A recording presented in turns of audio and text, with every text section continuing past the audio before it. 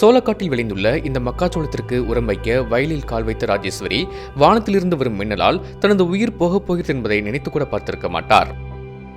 ராஜேஸ்வரி மட்டுமல்ல, கடலூர் மாவட்டம் வேப்பூர் அருகே உள்ள கழுதூர் கிராமத்தை சேர்ந்த கனிதா, பாரிஜாதம் மற்றும் சின்ன பொண்ணு என்கிற ராஜேஸ்வரி ஆகிய 4 பெண்களும் மின்னலால் தாக்கப்பட்டு சோளத்தோடு சோளமாக சாய்ந்து விழுந்து தங்கள் உயிரை இழந்தனர். குடியிருப்பு பகுதியில் இருந்து கிட்டத்தட்ட 2 முதல் 3 கிலோமீட்டர் நடந்து சென்றுதான் இந்த விவசாய நிலத்தை அடைய முடியும்.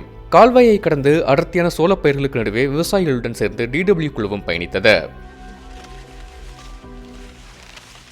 இந்த மாதிரி இடத்துக்கெல்லாம் பயிர் வைக்க வர்றதே ரொம்ப சிரமம். நீங்கள் பார்த்துருப்பீங்க. இப்போ எவ்வளோ ஓடை தாண்டி வந்திருக்கோம், எவ்வளோ பில்லு மேடு தாண்டி வந்திருக்கிறோம், இவ்வளோலாம் நடந்து வந்து தான் இந்த விவசாயத்தை செய்ய வேண்டியதாக இருக்குது. எப்படி பார்த்தாலுமே மழை பெஞ்சால் தான் விவசாயம். மழை பெஞ்சிக்கிட்டு இருக்கும்போது இந்த இதில் வந்து உரம் வச்சா தான் அதுக்கு வந்து செய்ய முடியும். மரம் இல்லைன்னா அந்த உரமும் யூஸ் ஆகாது, எதுக்குமே யூஸ் ஆகாது. கடன் வாங்கி விவசாயம் செய்து வந்த ராஜேஸ்வரி ஒருபுறம் என்றால், மற்ற 3 பெண்களும் 300 ரூபாய் சம்பளத்திற்காக விவசாய கூலிகளாக வந்தவர்கள்.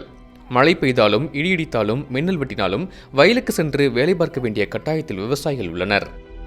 இந்த சம்பவம் நடந்து அடுத்த 5 நாட்களில் இதே கடலூர் மாவட்டம் காட்டுமன்னார் கோயில் அருகே விவசாய கூலி தொழிலாளி சுப்பிரமணியன் மின்னல் தாக்கி பலியானார்.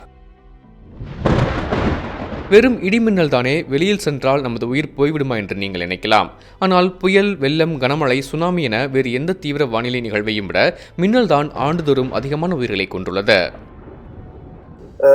மின்னல்ங்கிறது வந்து ஒரு சைலண்ட் கில்லர். அதை வந்து நம்ம மறக்கவே கூடாது. நீங்க national crime record bureau data எடுத்து பார்த்தீங்கன்னா, இயற்கை பேரிடர் காரணமா வந்து ஏற்படக்கூடிய உயிரிழப்புகள் இந்தியாவில் பொறுத்த வரைக்கும் பார்த்தீங்கன்னா அதிக அளவு உயிரிழப்பு ஏற்படுறது வந்து மின்னல் தாக்கி தான்.